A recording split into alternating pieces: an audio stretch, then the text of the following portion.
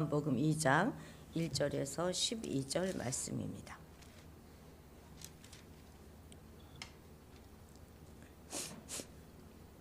요한복음 2장 1절에서 12절 말씀 한 목소리로 읽겠습니다. 사흘째 되던 날 갈릴리 가나에 혼례가 있어 예수의 어머니도 거기 계시고 예수와 그 제자들도 혼례의 청함을 받았더니 포도주가 떨어진지라 예수의 어머니가 예수에게 이르되 저들에게 포도주가 없다 하니 예수께서 이르시되 여자여 나와 무슨 상관이 있나이까 내 때가 아직 이르지 아니하였나이다. 그의 어머니가 하인들에게 이르되 너희에게 무슨 말씀을 하시든지 그대로 하라 하니라. 거기에 유대인의 정결 예식을 따라 두세 통 드는 동을 항아리 6이 놓였는지라. 예수께서 그들에게 이르시되 항아리에 물을 채우라 하신즉 아기까지 채우니 이제는 떠서 연회장에게 갖다 주라 하시매 갖다 주었더니 연회장은 물로 된 포도주를 맛보고도 어디서 났는지 알지 못하되 물 떠온 하인들은 알더라. 연회장이 신랑을 불러 말하되 사람마다 먼저 좋은 포도주를 내고 취한 후에 낮은 것을 내거든 그대는 지금까지 좋은 포도주를 두었도다 하니라.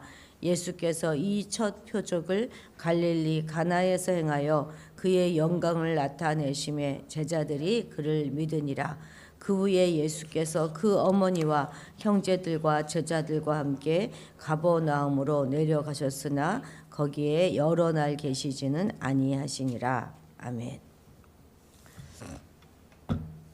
요한복음은 태초에라는 말로 시작되었잖아요. 시간을 알리는 말, 태초에라는 말로 시작되었는데 이제 요한은 이제 세 번의 이튿날을 통해서 말씀이신 예수의 창조 사역을 위한 준비 사역을 순차적으로 이렇게 소개했습니다. 그리고 이제 오늘은 또 사흘째 되던 날 이렇게 또 그 본격적인 사역의 시작을 알리고 있습니다. 이것이 사실 요한복음의 큰 특징이에요. 요한복음은 날짜와 시간, 절기 이런 것들을 굉장히 자세하게 표현하고 있습니다.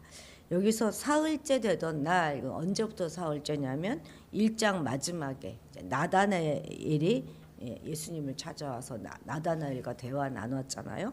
그 나다나엘과 대면한 날로부터 사흘째 되던 날입니다. 그러니까 처음부터 따지면 7번째 되는 날이겠죠. 이제 그날 새로운 인물 예수의 어머니가 등장하게 되는데요. 1절 2절 같이 읽겠습니다. 사흘째 되던 날 갈릴리 가나에 혼례가 있고 예수의 어머니도 거기 계시고 예수와 그 제자들도 혼례의 청함을 받았더니 아멘. 예수님이 제자들을 부르셨던 곳이 바로 유대 지역이었잖아요. 그러니까 요한이 세례를 베풀고 있었던 요단 지역이었을 것입니다. 거기서 이제 갈릴리로 돌아오셨어요. 지도 좀 보여주시겠습니까? 갈릴리 지역 위에가 갈릴리 지역이었잖아요. 그 밑에가 이제 나사렛. 어제 지도로 본 거 기억나십니까? 나사렛 한 거의 위에 정도가 가나입니다. 여기 가나 이런 지역에 딱 나오면 머릿속으로 아 이게 어디쯤 되겠구나 하는 걸 다 떠올리시면 참 좋습니다. 갈릴리 지역에 아무튼 있는 그 가나에 들어온 거예요.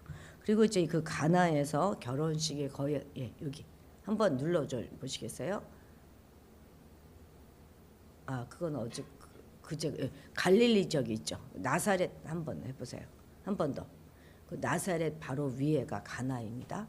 가나입니다.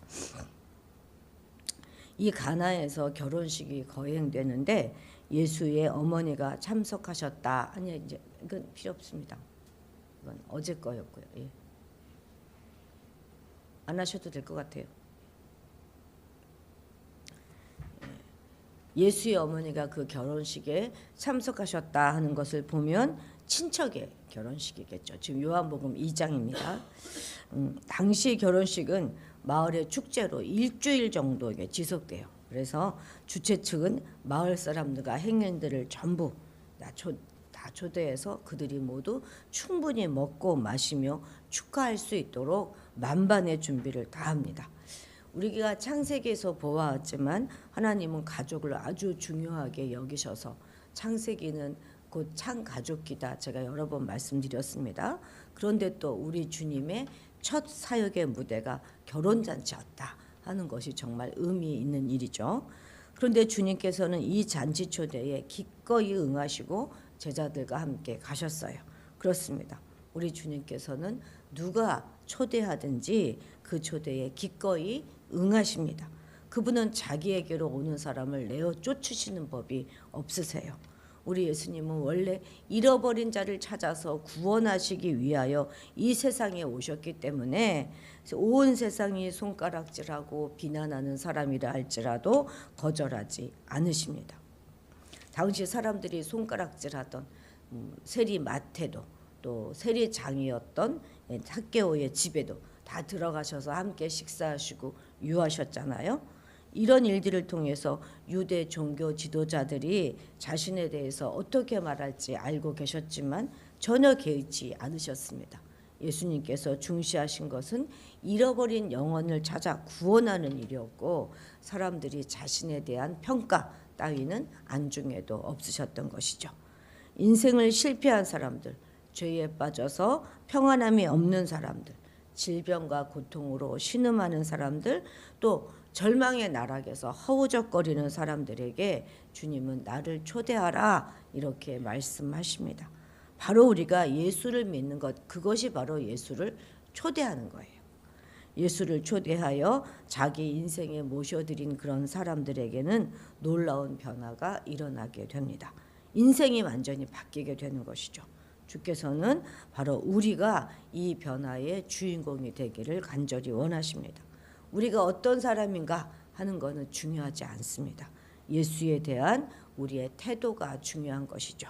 우리 안에 예수 그리스도로 인한 놀라운 변화가 날마다 일어나게 되기를 간절히 소원합니다. 자, 3절 같이 읽겠습니다. 포도주가 떨어진지라 예수의 어머니가 예수에게 이르되 저들에게 포도주가 없다 하니. 그런데 이제 분위기를 단숨에 뒤집는 위기가 찾아오죠. 잔치에 빼놓을 수 없는 포도주가 떨어진 것입니다. 포도주의 고갈은 곧 잔치의 파장을 의미하는 것이고 하객들에게는 엄청난 신뢰가 되는 것일 뿐만 아니라 축복과 기쁨의 자리를 원망과 불평의 자리로 만드는 것이죠. 이제 명예로운 결혼식이 이제 수치로 물들게 될 판입니다. 포도주가 떨어진 소식을 가장 먼저 접한 사람은 예수의 어머니이죠. 아마도 이 잔치의 일정 부분 어떤 책임을 지고 있었던 것으로 보입니다. 그런데 예수의 어머니는 즉시 이 사실을 예수에게 알렸어요. 예수가 이 잔치의 주최 측도 아니고 이 잔치를 책임질 사람도 아닌데 왜 자신의 아들 예수에게 제일 먼저 의논하였을까 하는 것에 관하여는 학자들 간에 여러 가지 의견이 분분합니다. 아마도 마리아에게는 예수와 관련된 특별한 체험이 있었기 때문에 남들이 모르는 그런 신뢰감을 가지고 있었던 것은 아닐까 생각해 봅니다. 그동안 살아오면서 얼마나 많은 경험들이 축적되어 있겠습니까? 적어도 마리아는 알 거 아니에요. 예수가 하나님의 아들이시고 그리고 이제 그 본격적인 사역이 시작되었다 하는 것을 알았을 것입니다. 그런데 우리도 살다 보면 우리 인생에서 이렇게 포도주가 떨어지는 것 그런 시기를 맞이하게 됩니다. 살아가는데 가장 중요한 것, 없어서는 안 되는 것, 내 삶을 송두리째 흔들어 버릴 수 있는 것이 다 고갈되어 버리는 그런 시절 말입니다. 그래서 나의 삶 전체가 수치의 나락으로 떨어져 버립니다. 그런데 이럴 때 우리는 예수의 어머니처럼 가장 먼저 그 문제를 예수님에게로 들고 나와 상의하는 것이 훌륭한 인생, 승리로 다름질할 수 있는 그런 인생을 살기 위해서 가장 좋은 습관입니다. 여러분, 우리가 길을 가다가 누군가에게 길을 물어봤는데 엉뚱하게 알려줘가지고 헤매본 기억들 다 있으시죠? 자기도 알지 못하면서 알려주면 그냥 생고생하는 것입니다. 마찬가지예요. 누가 우리의 인생길을 다 알겠습니까? 오직 주님만 아시는 것이죠. 괜시리 엉뚱한 사람 붙잡고 얘기해봤자 소문만 사방으로 퍼져나갈 뿐입니다. 우리 예수님은 전능하신 하나님이시고 또 기묘자이십니다. 모사이세요. 그러므로 오직 그분만이 우리 모든 문제에 대한 답을 주실 수 있는 유일하신 분이십니다. 오늘도 우리 예수님은 우리를 향하여 오라 이렇게 부르십니다. 무슨 문제가 있든지 무슨 근심이나 걱정이 있든지 그것을 가지고 오라는 것입니다. 해답이 그분 안에 있어요. 누구든지 그 문제를 그분하고 상의하면 형통함을 얻게 될 것입니다. 반드시 우리는 포도주가 떨어진 그 문제를 들고 주님께 나아가 해결함을 받아야 할 것입니다. 4절 읽겠습니다.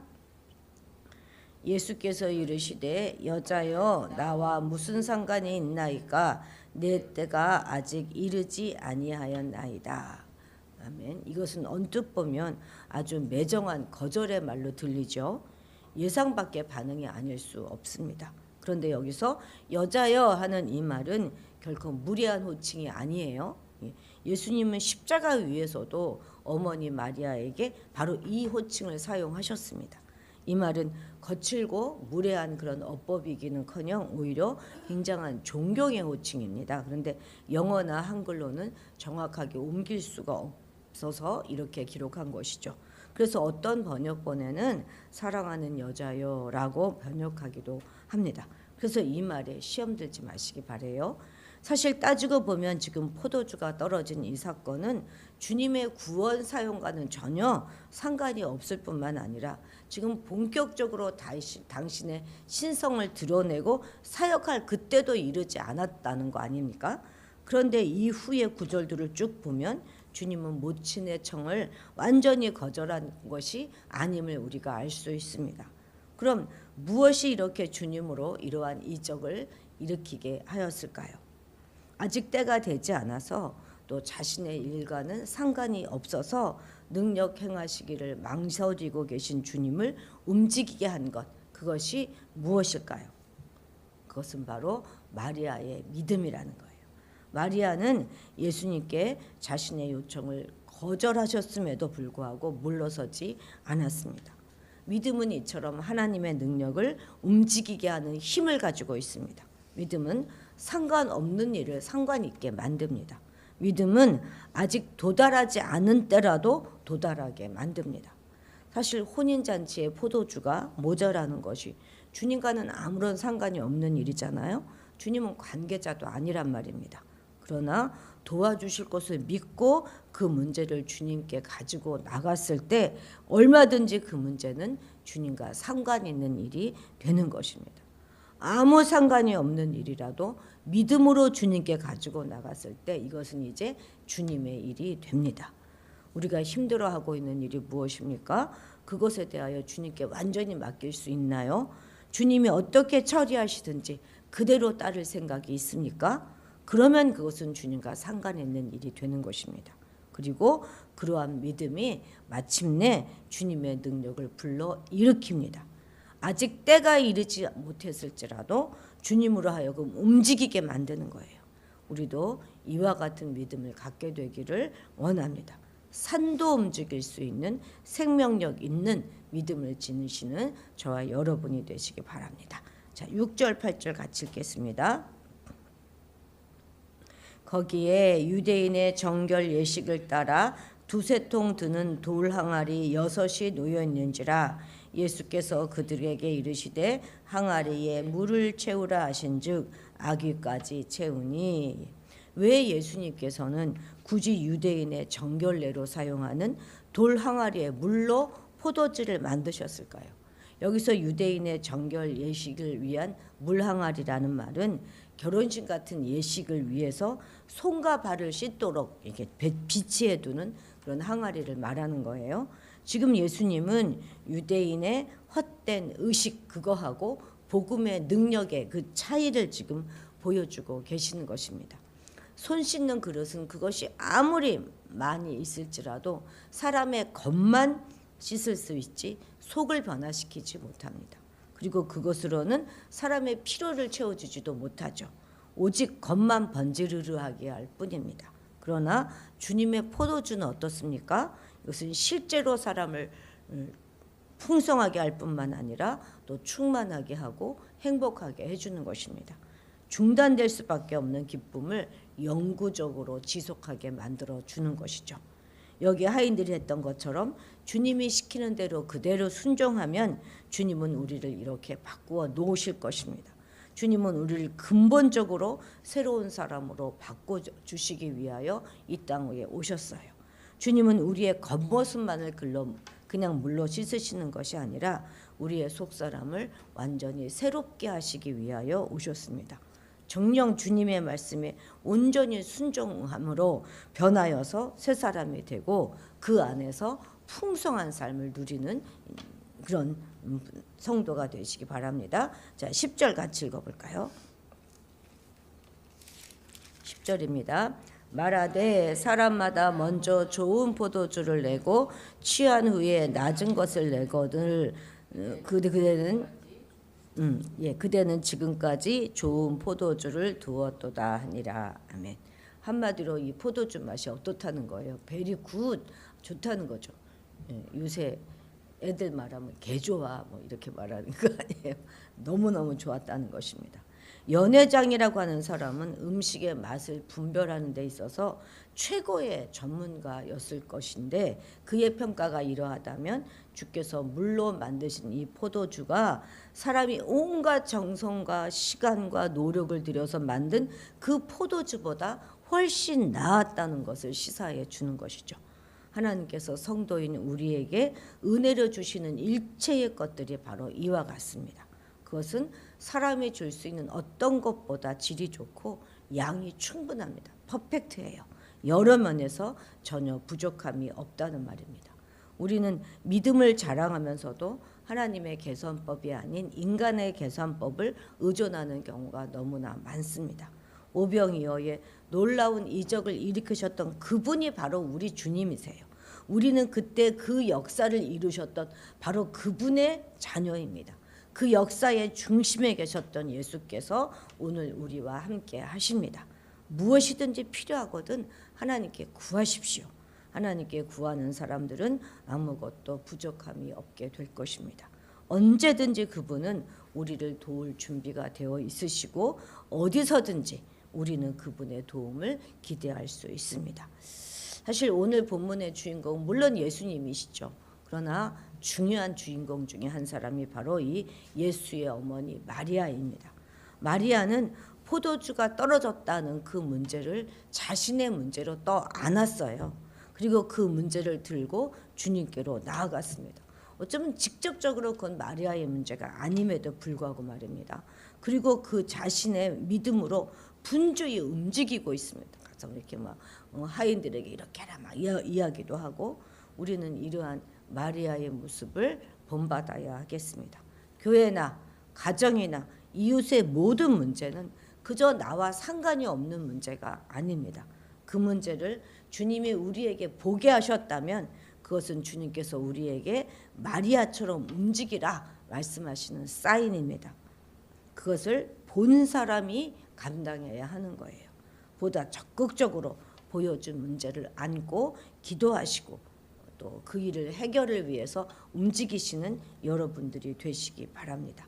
정말로 단지 기도할 뿐만 아니라 부지런히 움직여야 되는 거예요. 실제적인 도움을 주도록 움직여야 하는 것입니다. 지난해와 올해를 비교하여서 나의 믿음은 성장하였습니까? 우리가 무엇으로 그것을 알 수 있을까요? 이전보다 더 이웃의 문제에 애통하고 있는가? 내가 이웃의 문제에 관심이 있는가 하는 그것이 내 신앙의 성장의 척도입니다. 더 많이 자라나십시다. 그래서 우리가 주변 사람들의 이 마리아가 되어서 서로 문제를 떠안고 함께 기도하며 해결을 위해 도움을 지혜롭게 베푸는 저와 여러분들이 되시기를 바랍니다. 기도하시겠습니다. 우리를 위해 이 땅에 오신 예수님의 삶에 보다 깊이 공감하는 우리가 되게 하옵소서. 다른 사람을 위해서가 아니라 내 죄 때문에 이 땅에 오신 주님의 사랑에 더 깊이 젖어들게 하옵소서. 겉만 번지르르한 사람들이 아니라 주님의 만져주심으로 우리의 내면이 송두리째 변하여 새 사람이 되게 하옵소서. 우리와 우리 자녀의 인생의 고갈의 순간에 주님께 망설이지 않고 그 문제를 들고 나아가 해결받는 우리가 되게 도와주옵소서. 주께서는 가장 좋은 것으로 우리에게 채워주시기를 원하시는 분이심을 믿고 나아가게 하시고, 그렇게 좋으신 주님 앞에 우리의 이웃의 문제까지도 들고 나아가 아뢰일 뿐만 아니라 이웃의 문제로 인하여 바쁘게 움직이는 지혜롭고 조금은 오지랖 부리는 그런 우리가 되게 도와주옵소서. 감사드리며 예수님의 이름으로 기도드렸습니다. 아멘. 아멘. 우리 나라를 위하여